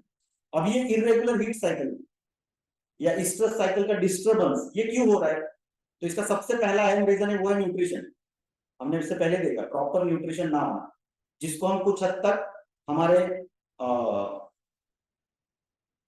डाइजेस्ट और नो स्ट्रेस के माध्यम से कंट्रोल कर सकते हैं, लेकिन इसमें एक अहम रोल जो प्ले करेगा न्यूट्रिशन में वो हमारा एनिमल फीड सप्लीमेंट करने वाला, सॉरी एडवांस फीड सप्लीमेंट करने वाला। लेकिन इसी के साथ साथ मतलब हम लोग बात कर रहे हैं कि इरेगुलर हीट साइकिल की या स्ट्रेस साइकिल डिस्टर्ब करने होने की, तो ये स्ट्रेस साइकिल जहाँ पे डिस्टर्ब हो रहा है यहाँ का सबसे पहला रीजन है न्यूट्रिशन प्रॉपर ना होना। उसके बाद दूसरा रीजन जो है वो है बहुत सारे हेल्थ रिलेटेड इश्यूज और डिसीजेस, जिसमें रिप्रोडक्टिव ट्रैक्ट जो होता है, क्योंकि डाइजेस्टिव ट्रैक्ट के बाद बॉडी में अगर कोई दूसरा इंपॉर्टेंट ऑर्गन आता है तो वो है रिप्रोडक्टिव ट्रैक्ट। तो ये जो रिप्रोडक्टिव ट्रैक्ट है उसमें इन्फेक्शन हो गया है, या फिर ओवरियन सिस्ट आ गया। हम लोग अभी महिलाओं में देखते हैं बहुत बार पीसीओएस या पीसीओडी, पॉलीसिस्टिक ओवरियन सिंड्रोम या पॉलीसिस्टिक ओवरियन डिसीज, इस टाइप के डिसीज फॉर्म होते हैं, फाइब्रॉइड्स डेवलप होते हैं, सिस्ट डेवलप होते हैं। तो ये भी हमने देखा होगा बहुत बार स्ट्रेस की वजह से होता है, या बहुत बार पोल्यूटेंट्स की वजह से हो रहा है, हार्मोनल लेवल इम्बैलेंस की वजह से हो रहा है।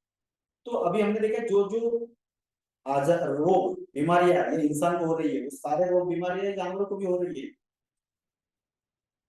जानवरों को डायबिटीज हो रहा है, जानवरों में भी मिसकैरेज हो रहा है, जानवरों में भी अभी हम लोग इतना नहीं, कुछ दिनों पहले तो हमने ये भी देखा कि मतलब सीजरियन करके डिलीवरी हो रहा है।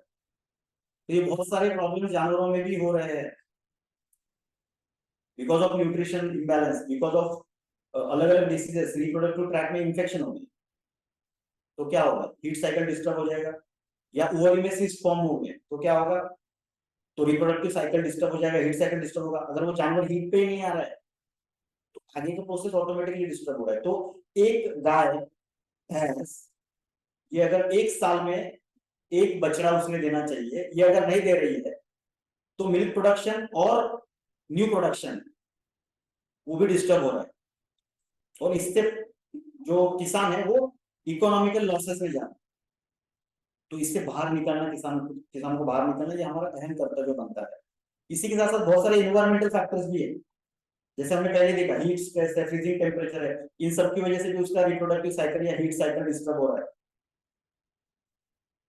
कारण कोई भी हो, इंपॉर्टेंट ये है कि जानवर का heat cycle, stress cycle disturb हो रहा है, और इसकी वजह से उसका डायरेक्ट इंपैक्ट जो है वो प्रोडक्शन पे आ रहा है, क्योंकि रिप्रोडक्शन डिस्टर्ब हो रहा है। तो पहला हीट साइकिल डिस्टर्ब हो गया, इसकी वजह से इंसेमिनेशन तक नहीं जा पा रहा है। दूसरा सबसे इंपॉर्टेंट प्रॉब्लम क्या हो रहा है, हीट साइकिल आ भी रहा है, इंसेमिनेशन करने के बाद कंसेप्शन नहीं हो रहा, मतलब गर्भधारणा ही नहीं हो रही है। बहुत बार, अभी हमने बहुत बार देखा है, because of this higher usage of chemicals, pollutants, nutrition deficiencies and environmental factors, जितने भी किसान यहाँ पे होंगे वो मेरे साथ एग्री करेंगे, पहले एक बार इंसेमिनेशन करने से ही प्रेगनेंसी रह जाती थी जानवरों में, गर्भधारणा हो जाती थी। लेकिन अभी दो दो तीन तीन चार चार बार, बीइंग फार्मर या फार्मर का बेटा होने की वजह से मुझे पता है, मेरे घर में भी गाय भैंस बकरियां पाली जाती है, तीन तीन चार चार बार इंसेमिनेशन करना पड़ता है, नेचुरल आर्टिफिशियल, तब जाके गर्भधारणा होती है। तो इसमें भी एक इकोनॉमिकल लॉस हो रहा है, टाइम जा रहा है किसान का, मिल्क प्रोडक्शन लॉस हो रहा है, प्रोडक्शन लॉस हो रहा है। अभी इतना सब करने के बाद प्रेगनेंसी रहती भी है तो भी अलग अलग कारणों की वजह से, क्योंकि जो रिप्रोडक्टिव ट्रैक है वो प्रॉपर नहीं है, हेल्दी नहीं है, इसकी वजह से जो बच्चा पैदा होने वाला है, जो चाइल्ड है, वो हेल्दी नहीं हो रहा है, वो सेम क्वालिटी का बच्चा पैदा नहीं हो रहा है जैसी ओल्ड जनरेशन है। तो जनरेशन टू जनरेशन जो ब्रीडिंग है वो वीक होता जा रहा है। और ये क्यों हो रहा है, क्योंकि रिप्रोडक्टिव सिस्टम डिस्टर्ब हो रहा है, रिप्रोडक्टिव हार्मोन्स डिस्टर्ब हो रहे हैं। अब ये कौन से रिप्रोडक्टिव हार्मोन्स है, तो जैसे इंसानों के शरीर में वैसे जानवरों के शरीर में, यहाँ पे एफएसएच फॉलिकल स्टिमुलेटिंग हार्मोन और एलएच ल्यूटिनाइजिंग हार्मोन, ऐसे दो हार्मोन्स, ये वो फीमेल हो मेल हो, इन दोनों के शरीर में इनका प्रॉपर तरीके से हार्मोन डेवलप होना ये बहुत जरूरी है। FSH follicle stimulating hormone and LH luteinizing hormone. अब ये एफएसएच क्या कर रहा है, एफएसएच एंड एलएच ये क्या कर रहा है, तो ये दोनों हार्मोन अगर वो फीमेल है तो उसमें ओवरीज को सही तरीके से डेवलप होना, उसमें ईस्ट्रोजन और प्रोजेस्टेरोन नाम के दो हार्मोन्स रिलीज होना, ये फीमेल्स में वो लगातार करते रहते हैं एफएसएच एंड एलएच। तो अगर ईस्ट्रोजन और प्रोजेस्टेरोन प्रॉपर तरीके से डेवलप हो रहा है तो प्रेगनेंसी प्रॉपर रहेगा, हीट साइकिल रेगुलर आएगा, प्रेग्नेंट अब ड्यूरिंग प्रेगनेंसी भी वो मदद करेगा। अब ये अगर ये हार्मोन्स इम्बैलेंस हो गई तो क्या होगा, तो सीधा इम्पैक्ट आएगा ईस्ट्रोजन पे, प्रोजेस्टेरोन पे, ईस्ट्रोजन प्रोजेस्टेरोन पे इम्पैक्ट आएगा तो प्रेगनेंसी पे इम्पैक्ट आएगा, प्रेगनेंसी पे इम्पैक्ट आएगा तो ब्रीडिंग पे इम्पैक्ट आएगा। तो बहुत सारे प्रॉब्लम्स जो है वो आगे चल के जानवरों में हो जाते हैं। मेल में क्या होता है, जैसे कि मैंने पहले ही बताया कि मेल जो है एनर्जी के लिए यूज किया जा रहा है, बैल है तो एनर्जी के लिए यूज किया जा रहा है, घोड़ा है तो एनर्जी के लिए यूज किया जा रहा है, या फिर कुछ बैल या भैंसे जो है वो इंसेमिनेशन के लिए यूज किया जा रहा है। तो इनमें भी ये जो फॉलिकल स्टिमुलेटिंग हार्मोन और ल्यूटिनाइजिंग हार्मोन है, ये टेस्टोस्टेरॉन सही तरीके से डेवलप करने का काम करेगा। अगर ये डिस्टर्ब होगा टेस्टोस्टेरॉन डिस्टर्ब होगा, टेस्टोस्टेरॉन डिस्टर्ब होगा एनर्जी लेवल कम हो जाएगा, एनर्जी लेवल कम हो जाएगा, अल्टीमेटली इंपैक्ट प्रोडक्शन पे आने वाला है। तो ये मेल हो या फीमेल हो, इन दोनों में रिप्रोडक्टिव सिस्टम का स्ट्रांग होना बहुत जरूरी है। और ये सारे प्रॉब्लम्स को ध्यान में रखते हुए नेटसप एक बहुत यूनिक प्रोडक्ट यहाँ पे इंट्रोड्यूस कर रहा है जिसका नाम है pet vet breed for better reproductive health. Yes, ये कॉम्बिनेशन है अलग अलग न्यूट्रिएंट्स, हर्ब्स और विटामिन का, जो ईस्ट्रस साइकिल को नेचुरल लेवल पे रखने का काम करेगा, उस जानवर की नॉर्मल रिप्रोडक्टिव सिस्टम के फंक्शंस को प्रॉपर मेंटेन करने का काम करेगा, रिप्रोडक्टिव हार्मोन्स को सही तरीके से बैलेंस करने का काम करेगा। और इन सब की वजह से हम देखेंगे कि इसको 3 फेज में डिवाइड करते हैं। कौन से, ये प्रोडक्ट बेसिकली 3 फेज में काम करेगा। एक, अगर मैं फीमेल की बात करता हूँ, गाय हो, भैंस हो, बकरी हो, भेड़ हो, इनकी अगर बात करता हूँ, या फीमेल हॉर्सेस हो, तो इनमें ये 3 तरीके से काम करेगा। ये बिफोर प्रेगनेंसी भी काम करेगा, ड्यूरिंग प्रेगनेंसी भी काम करेगा और आफ्टर प्रेगनेंसी भी काम करेगा। सो बिफोर प्रेगनेंसी ये क्यों जरूरी है? बिफोर प्रेगनेंसी ये जरूरी है, जैसे मैंने कहा, प्रॉपर हीट साइकिल आए, कम से कम अटेन में कंसेप्शन हो, मतलब गर्भधारणा हो, गर्भधारणा होने के बाद हार्मोनल लेवल बैलेंस हो गया, गर्भधारणा होने के बाद जो इनिशियल फीटस डेवलपमेंट है वो सही तरीके से हो, ओवरी में जो एग तैयार होना है वो प्रॉपर तरीके से हो, हेल्दी हो, क्योंकि healthy egg will lead to healthy foetus, बच्चा जो है वो हेल्दी पैदा होगा। तो इसके लिए बिफोर प्रेगनेंसी भी ये प्रोडक्ट बहुत जरूरी है, ड्यूरिंग प्रेगनेंसी भी ये प्रोडक्ट बहुत जरूरी है, क्योंकि ये रेगुलर न्यूट्रिशन सप्लाई करता रहेगा प्लेसेंटा से, जिसको हम लोग हिंदी में क्या बोलते हैं, मराठी में हम लोग नाड़ बोलते हैं, प्लेसेंटा, जिससे बच्चा जुड़ा होता है मां से। इससे प्रॉपर न्यूट्रिशन उसके शरीर में जाना बहुत जरूरी होता है, क्योंकि वो अल्टीमेटली 8 से 9 महीने तक पेट में रहेगा। अलग अलग जानवरों के हिसाब से अलग अलग टाइम पीरियड होगा। तो ये प्लेसेंटा से न्यूट्रिशन सप्लाई प्रॉपर करेगा, और जो फर्स्ट जनरेशन हमारा है, मतलब माँ और जो बच्चा है, ये सेम और बेहतर क्वालिटी का हमें मिलेगा, क्योंकि न्यूट्रिशन सप्लाई प्रॉपर हो रहा है। तो ये ड्यूरिंग प्रेगनेंसी हार्मोन लेवल को बैलेंस करने का काम करेगा। और जैसे ही प्रेगनेंसी हो जाती है, मतलब बच्चा पैदा हो जाता है, मतलब डिलीवरी हो जाएगी, आफ्टर डिलीवरी जैसे हम लोग महिलाओं में देखते हैं वैसे जानवरों में भी है, बिकॉज आफ्टर डिलीवरी जानवर जो है उसका पूरा साइकिल डिस्टर्ब हो गया है, रिप्रोडक्टिव साइकिल। तो इस because of this cycle is disturb, उसका हार्मोनल रिकवरी होना बहुत जरूरी होता है, क्योंकि उसका जो ओवरी है, उसका साइज, उसका शेप, उसका पोजीशन सब हिल गया है। अब ये ओवरी जैसे बिफोर प्रेगनेंसी स्टेज में प्रॉपर आना बहुत जरूरी है, हार्मोनल रिकवरी बहुत जरूरी है, और हार्मोनल रिकवरी होने के बाद तुरंत हम लोग देखते हैं धीरे धीरे धीरे धीरे उसका मिल्क प्रोडक्शन बढ़ता जाता है।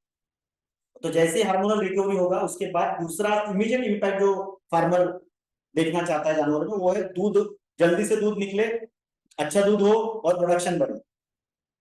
तो इसके लिए भी वो हार्मोन को बैलेंस करना बहुत जरूरी है। तो एंटायर रिप्रोडक्टिव सिस्टम जो है, इसको आप अगर देखोगे तो फ्रॉम स्टार्ट टू एंड ये प्रोडक्ट जो है वो आपको उस सिस्टम को बेहतर करने का काम करेगा।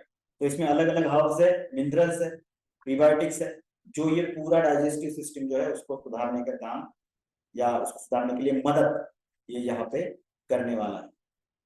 सो बेसिकली जो यूटेराइन इन्वोल्यूशन करके एक प्रोसेस होता है, इस प्रोसेस को सुधारने का काम आपको करेगा। तो this is highly technical product.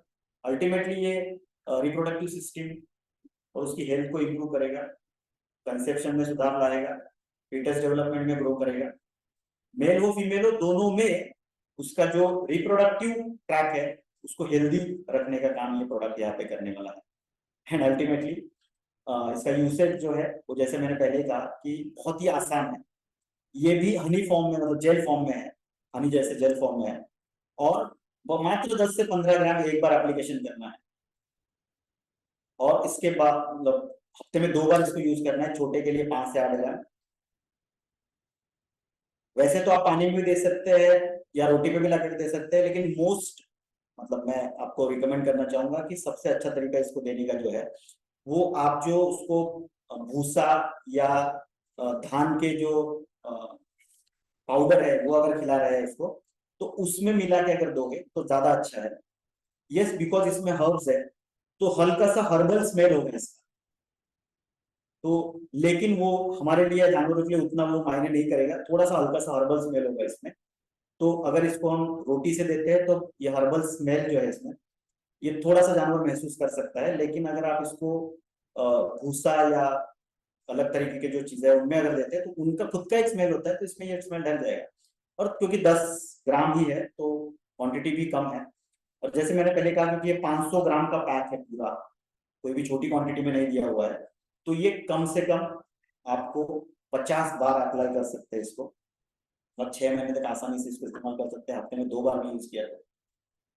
अभी कुछ डाउट्स अभी यहीं पे क्लियर कर देता हूँ। मेरा जानवर थोड़ा सा बीमार है, उसको कोई दवाइयाँ दे रहे हैं, तो तब ये प्रोडक्ट दे सकते हैं, अल्टीमेटली मतलब एब्सोल्युटली दे सकते हैं, बहुत ही सेफ है, कोई भी हार्मफुल इम्पैक्ट इसके होने वाला नहीं है, क्योंकि हमने इसके ऑलरेडी सारे स्टडीज करके टॉक्सिसिटी रिपोर्ट्स ऑलरेडी किए हुए हैं, तो कोई भी हार्मफुल इम्पैक्ट इसके ऊपर नहीं आने वाला है, जानवरों के ऊपर इसका।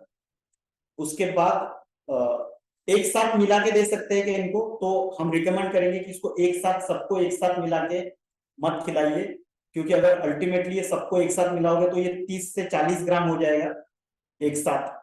तो जो हर्बल स्मेल है वो थोड़ा वो महसूस कर सकते हैं उससे। इससे अच्छा आप क्या करो, एक शेड्यूल बना लेते हैं। एक जानवर है हमारे घर में, ठीक है, वो जानवर मतलब वो मिल्क दे रहा है नहीं दे रहा है ये मैटर नहीं करता, वो जो भी जानवर है, फिर वो गाय है, भैंस है, बकरी है, जो भी है, ये सभी जानवरों को ये चारों के चारों प्रोडक्ट का नियमित इस्तेमाल होना बहुत जरूरी है, क्योंकि इसके नियमित इस्तेमाल से चारों, और हमारा पहला प्रोडक्ट एयर्स मतलब एडवांस फीड सप्लीमेंट, ये ऐसे सभी प्रोडक्ट्स, हमारे पांचों के पांचों प्रोडक्ट का नियमित इस्तेमाल होना बहुत जरूरी है। और ये सभी प्रोडक्ट का एक शेड्यूल बना लेते हैं। वैसे तो हमारा सप्लीमेंट जो है, फीड सप्लीमेंट जो है, वो हम डेली यूज करेंगे। शैम्पू हफ्ते में कम से कम 1 या 2 बार शैम्पू से हम जानवर को साफ करेंगे। उसके बाद एक शेड्यूल बना लेते हैं, क्योंकि हफ्ते में 2 2 बार इस प्रोडक्ट को यूज करना है, तो अल्टरनेट एक प्रोडक्ट यूज करते हैं।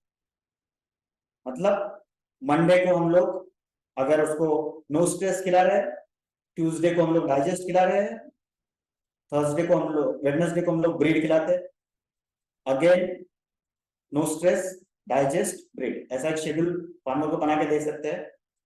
एक दिन का छुट्टी रख सकते हैं, उस दिन नहलाओ, उस दिन शैम्पू यूज करो, ठीक है। सो ये सारे प्रोडक्ट इस तरीके से हम लोग यूज करने के बाद,